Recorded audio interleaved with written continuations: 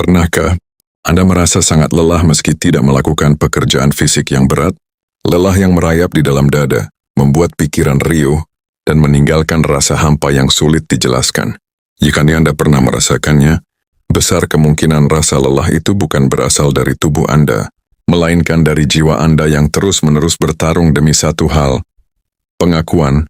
Kita hidup di zaman di mana eksistensi seseorang seringkali diukur dari seberapa banyak mata yang memandang, seberapa banyak tangan yang bertepuk tangan, dan seberapa banyak statistik yang mengonfirmasi bahwa kita ada. Tanpa sadar, kita telah menjelmakan diri kita menjadi pemain panggung di panggung, sandiwara raksasa. Setiap tindakan, pencapaian, bahkan penderitaan kita kemas sedemikian rupa, agar layak dikonsumsi oleh publik. Kita ingin dilihat pintar, ingin dipandang sukses, ingin diakui baik, dan ingin dianggap bernilai. Namun ada sebuah kebenaran pahit yang jarang kita akui kepada diri sendiri. Semakin keras kita mengejar pujian dan pengakuan dari luar, semakin rapuh dan kerdil rasa percaya diri yang kita miliki di dalam. Ketika nilai diri Anda tergantung pada persepsi orang lain, Anda pada dasarnya telah menyerahkan kebebasan dan kedamaian jiwa Anda kepada orang lain. Anda menjadi tawanan dari selera, suasana hati, dan standar publik yang selalu berubah-ubah. Ribuan tahun yang lalu, para filsuf stoik seperti Marcus Aurelius Epictetus dan Seneca telah mengamati penyakit jiwa manusia yang sama. Marcus Aurelius, seorang kaisar Roma yang memegang kekuasaan tertinggi pada zamannya, menulis dalam catatan pribadinya tentang betapa anehnya sifat manusia. Kita semua lebih mencintai diri kita sendiri daripada orang lain, namun kita lebih mempedulikan pendapat orang lain tentang diri kita daripada pendapat kita sendiri tentang diri kita. Mengapa kita begitu haus akan validasi dari orang-orang yang bahkan tidak benar-benar mengenal siapa kita? Setiap kali Anda menuntut pengakuan dari luar, Anda sedang mengabaikan prinsip paling mendasar dari kehidupan yang bijaksana, yaitu dikotomi kendali. Epictetus mengajarkan bahwa di dunia ini, hal-hal terbagi menjadi dua kelompok, hal-hal yang berada di bawah kendali penuh kita, dan hal-hal yang berada di luar kendali kita. Pikiran kita, niat kita, nilai-nilai moral kita, dan respon kita terhadap situasi adalah hal-hal yang sepenuhnya ada di tangan kita. Sementara itu pendapat orang lain, pujian, kritik, reputasi, dan kepopuleran adalah hal-hal yang berada di luar kendali kita. Ketika Anda menggantungkan kebahagiaan dan rasa berharga Anda pada pujian orang lain, Anda sedang mempertaruhkan kedamaian batin Anda pada sesuatu yang tidak bisa Anda kontrol. Pujian bisa berubah menjadi cemoohan dalam hitungan detik. Orang yang memuji Anda hari ini bisa saja melupakan Anda besok, atau bahkan menjatuhkan Anda lusa. Jika nilai diri Anda dibangun di atas fondasi yang labil seperti itu, maka setiap hembusan angin kritik akan dengan mudah meruntuhkan bangunan jiwa Anda. Kebebasan ini memberi Anda keheningan mental yang luar biasa. Energi yang sebelumnya terbuang untuk memelihara ego dan citra diri kini bisa dialokasikan untuk hal-hal yang benar-benar substansial, memperdalam ilmu pengetahuan, mengasah keterampilan, memperbaiki kualitas hubungan dengan keluarga dan sahabat, menjaga kesehatan tubuh dan jiwa, serta berkontribusi nyata bagi lingkungan sekitar. Ingatlah bahwa pada akhirnya, ketika babak terakhir kehidupan kita ditutup dan tirai diturunkan, yang tersisa bukanlah berapa banyak orang yang pernah mengenali nama kita atau berapa banyak tepuk tangan yang pernah kita terima. Yang tersisa adalah jawaban dari pertanyaan-pertanyaan sederhana namun mendalam. Apakah kita telah hidup dengan jujur pada diri sendiri? Apakah kita telah menjaga integritas kita ketika tidak ada orang yang melihat? Apakah kita telah mencintai dengan tulus dan memberikan manfaat bagi sesama tanpa mengharapkan balasan? Jika Anda bisa menjawab ya untuk pertanyaan-pertanyaan itu, maka Anda telah memenangkan permainan kehidupan yang sejati. Anda tidak lagi memerlukan pujian dari dunia, karena Anda telah menemukan kedamaian dan kepuasan yang sejati di dalam panggung jiwa Anda sendiri. Mulai hari ini, buatlah komitmen pada diri sendiri. Pelan-pelan, lepaskan beban untuk harus selalu terlihat hebat di mata orang lain. Berhentilah mengukur harga diri Anda dari tolok ukur eksternal yang dangkal. Melangkahlah dalam keheningan yang anggun. Bekerjalah dengan tekun dalam sunyi. Tebarkan kebaikan tanpa perlu meninggalkan jejak nama. Biarkan nilai diri Anda bertumbuh seperti akar pohon yang merambat dalam keheningan tanah, tak terlihat oleh mata, namun menjadi fondasi utama yang menopang keindahan dan kekuatan seluruh kehidupan Anda. Jadilah berharga bukan karena dunia melihat dan mengakui Anda, melainkan karena di dalam kedalaman jiwa Anda tahu persis siapa diri Anda, apa nilai-nilai yang Anda pegang, dan betapa utuhnya Anda tanpa perlu satu pun tepuk tangan dari panggung. Dunia pikirkan tentang sebuah gunung yang kokoh.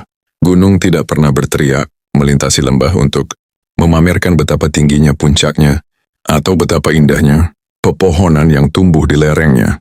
Ia hanya berdiri di sana, diam, tenang, merengkuh badai yang menerpanya, membiarkan angin berhembus dan awan berlalu.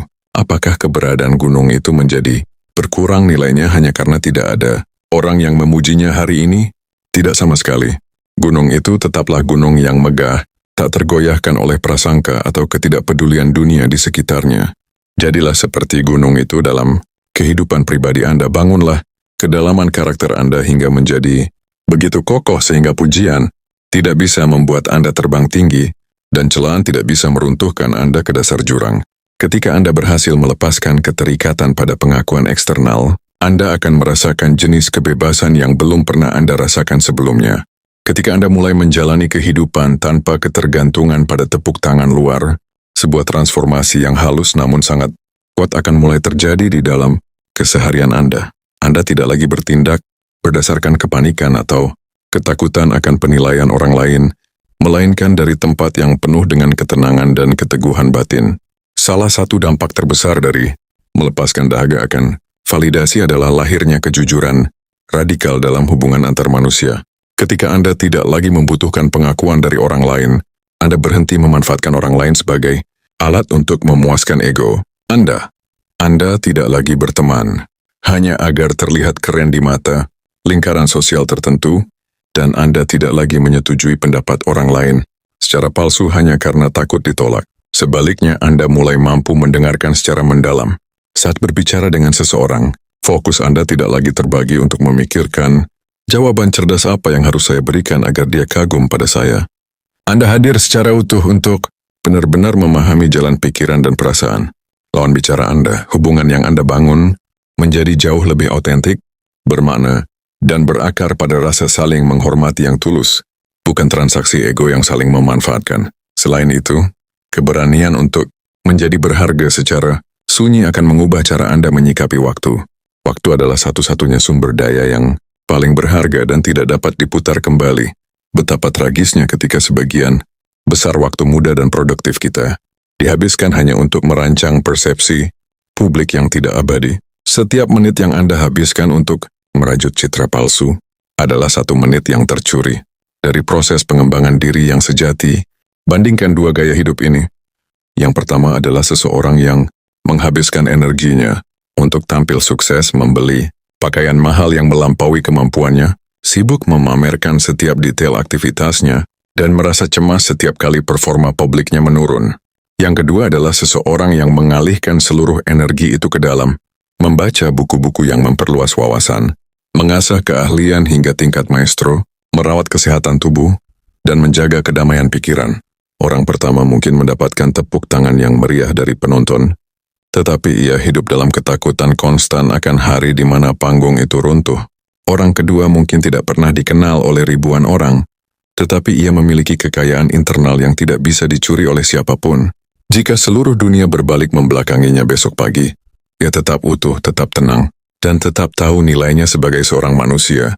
Ingatlah pesan mendalam dari Marcus Aurelius ketika ia mengingatkan dirinya sendiri. Apakah sebuah zamrud menjadi kurang indah hanya karena tidak ada orang yang memujinya?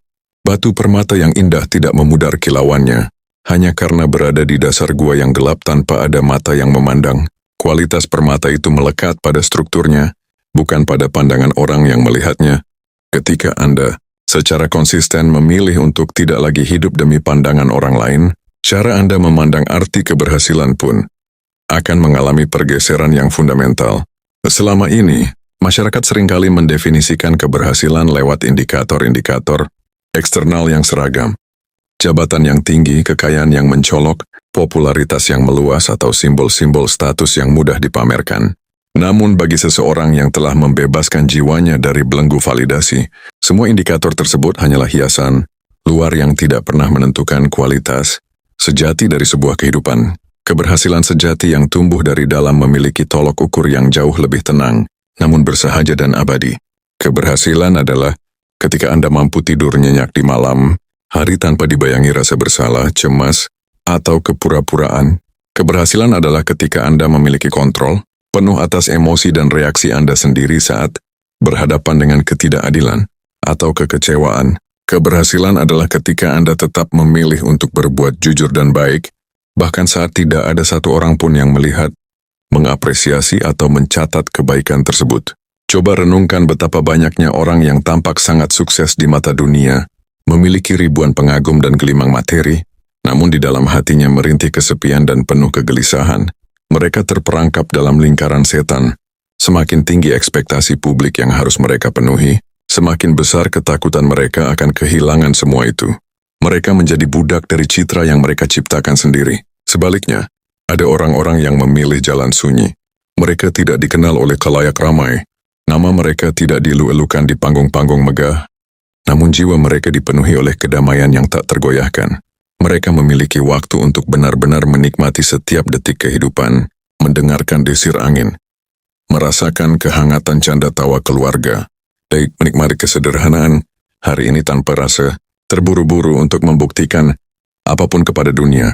Manakah dari kedua jenis kehidupan ini yang sesungguhnya lebih kaya? Para filsuf Stoik selalu mengingatkan kita bahwa kekayaan sejati tidak diukur dari apa yang kita miliki atau seberapa banyak orang yang mengagumi kita, melainkan dari seberapa sedikit keinginan kita untuk bergantung pada hal-hal eksternal.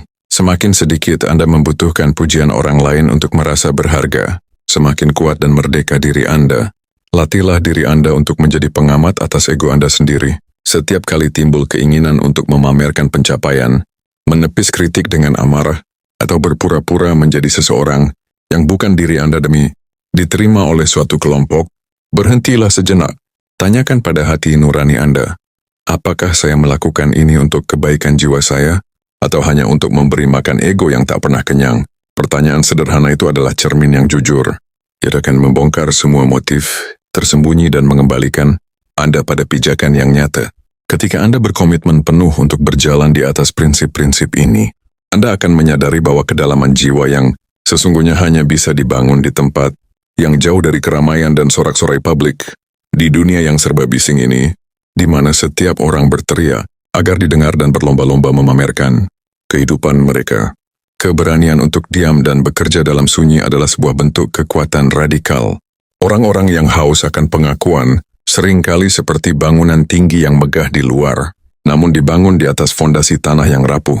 Begitu gempa, kritik, atau ketidakpedulian meretakan permukaannya, seluruh bangunan itu runtuh tanpa sisa. Namun orang yang membangun nilai dirinya dari dalam adalah seperti benteng batu yang bertengger di atas bukit karang. Angin keras bisa bertiup, hujan deras bisa mengguyur, dan musim bisa berganti, tetapi benteng itu tetap berdiri tegak, tak tergoyahkan oleh prasangka dunia. Satu, menaklukkan musuh terbesar, ego sendiri. Hambatan terbesar manusia untuk mencapai kedamaian batin bukanlah musuh dari luar, bukan kritik dari tetangga, dan bukan pula ketidakpedulian dari atasan. Musuh terbesar itu ada di dalam dada kita sendiri, ego. Ego adalah suara bisikan halus yang selalu menuntut keistimewaan. Ia yang membisikkan bahwa Anda harus selalu menjadi yang terpintar di dalam ruangan, bahwa kebaikan Anda harus selalu dibalas dengan apresiasi, dan bahwa Anda berhak mendapatkan keistimewaan dibandingkan orang lain. Ego adalah pencipta utama dari rasa kecewa. Setiap kali ekspektasi ego Anda terhadap pengakuan luar tidak terpenuhi, ia merajuk dan melahirkan kepahitan, rasa iri, serta rasa benci. Filsuf Stoik Epictetus pernah berkata, mustahil bagi seseorang untuk mulai mempelajari apa yang dia pikir, sudah dia ketahui. Begitu pula dengan pengembangan karakter. Mustahil bagi kita untuk tumbuh menjadi pribadi yang benar-benar bijaksana jika ego kita selalu merasa bahwa kita sudah sempurna dan berhak atas tepuk tangan semua orang. Membunuh ego bukan berarti menghancurkan rasa percaya diri. Sebaliknya, membunuh ego adalah melepaskan kepura-puraan sehingga rasa percaya diri yang asli yang berakar pada kemampuan nyata dan integritas bisa tumbuh dengan sehat. Ketika ego berhasil dijinakkan, Anda tidak lagi mudah tersinggung. Kritik tajam tidak lagi terasa seperti serangan pada eksistensi Anda, melainkan sekadar informasi tambahan yang bisa Anda evaluasi dengan kepala dingin. Anda tidak lagi merasa perlu memenangkan setiap perdebatan. Anda sadar bahwa membuktikan diri Anda benar dalam hal-hal sepele hanya untuk memuaskan, ego adalah pemborosan energi yang sia-sia. Jadi Anda mampu mengagumi keberhasilan orang lain secara tulus, tanpa ada rasa terancam atau iri hati, karena Anda paham bahwa kesuksesan orang lain sama sekali tidak mengurangi nilai diri Anda. RSI 2 Seni mengolah keterasingan dan keheningan. Proses pembebasan diri ini akan membawa Anda pada tahap pemahaman yang lebih dalam mengenai arti sebuah integritas. Integritas adalah keselarasan sempurna antara apa yang Anda pikirkan, apa yang Anda katakan, dan apa yang Anda lakukan, terutama ketika tidak ada satu orang pun yang sedang memperhatikan Anda. Banyak orang mampu bersikap santun, dermawan, dan bijaksana ketika berada di bawah sorotan kamera atau di hadapan publik yang luas. Namun ujian sejati dari karakter seseorang terletak pada perilakunya saat ia sendirian di dalam ruang gelap atau saat ia berhadapan dengan orang-orang yang tidak memiliki kekuatan untuk memberikan keuntungan apapun baginya. Seseorang yang masih terikat pada pengakuan luar akan memiliki dua wajah yang berbeda. Wajah manis yang dipajang untuk dunia luar, dan wajah asli yang seringkali penuh dengan kekasaran, kejengkolan, atau ketidakpedulian di ruang privat. Ketidakselarasan ini menciptakan keretakan di dalam jiwa. Secara tidak sadar, orang tersebut akan selalu merasa cemas, karena takut topeng utamanya terlepas dan memperlihatkan kebohongan yang selama ini ia sembunyikan. Sebaliknya, ketika Anda membangun nilai diri dari dalam, Anda hanya memiliki satu wajah. Anda menjadi pribadi yang sama tenang dan jujurnya, baik saat berbicara di depan ribuan orang, maupun saat berinteraksi dengan seorang pelayan di kedai kopi. Anda tidak paling mengingat-ingat kebohongan atau pencitraan apa yang pernah Anda buat, karena setiap tindakan Anda terpancar secara murni dari prinsip moral yang sudah menyatu dalam darah Anda. Keteguhan ini juga memberi Anda kekuatan luar biasa saat menghadapi perubahan zaman dan ketidakpastian masa depan. Dunia tempat kita tinggal adalah tempat yang sangat dinamis. Tren datang dan pergi. Standar kesuksesan masyarakat terus bergeser, dan teknologi terus mengubah cara manusia berinteraksi.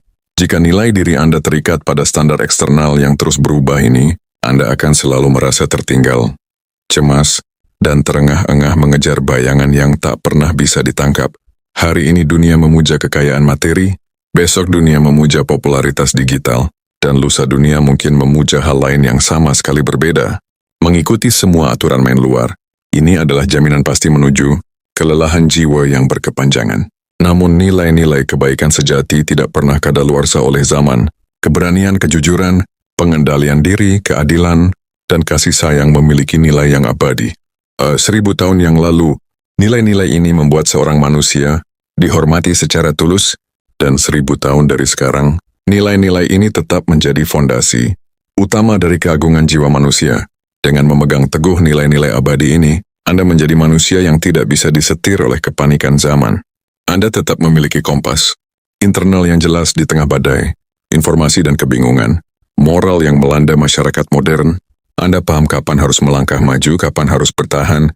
Ketika Anda berhasil menjadikan keheningan batin ini sebagai kediaman utama Anda, cara Anda berinteraksi dengan penderitaan, rasa sakit, dan kekecewaan hidup pun akan berubah secara drastis.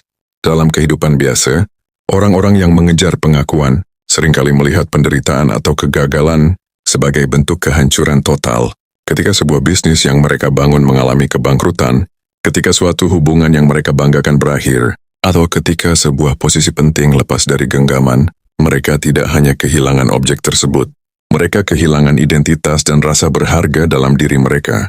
Rasa sakit itu bertambah berkali-kali lipat karena ego mereka menjerit, merasa malu atas pandangan dan belas kasihan orang lain.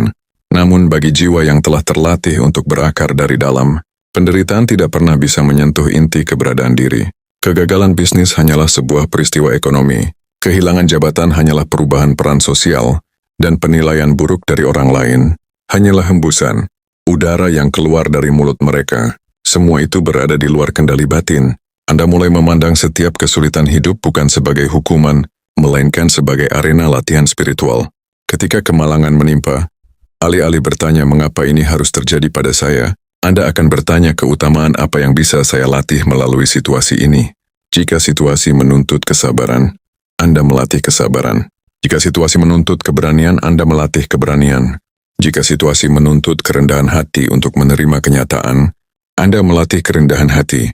Dengan cara pandang ini, tidak ada satupun kejadian di dunia ini yang bisa benar-benar merugikan Anda, karena setiap peristiwa baik atau buruk, menurut kacamata awam selalu bisa diubah menjadi bahan bakar untuk memperkuat karakter jiwa. Pergeseran cara pandang ini juga akan membebaskan Anda dari rasa iri, hati dan cemburu sosial, yang merupakan penyakit kronis masyarakat modern. Rasa iri lahir dari anggapan keliru bahwa kebahagiaan dan nilai diri adalah sebuah kue dengan porsi terbatas. Ketika melihat orang lain mendapatkan kemewahan, pujian, atau pencapaian yang lebih besar, orang yang iri merasa porsi kebahagiaan dirinya telah dikurangi. Jiwa yang mandiri paham betul bahwa nilai diri bukanlah sesuatu yang diperebutkan dalam perlombaan. Setiap manusia memiliki jalan, perjuangan, dan takdirnya masing-masing. Keberhasilan orang lain tidak sedikit pun menurunkan kualitas karakter Anda, sebagaimana kegagalan orang lain juga tidak meningkatkan martabat Anda.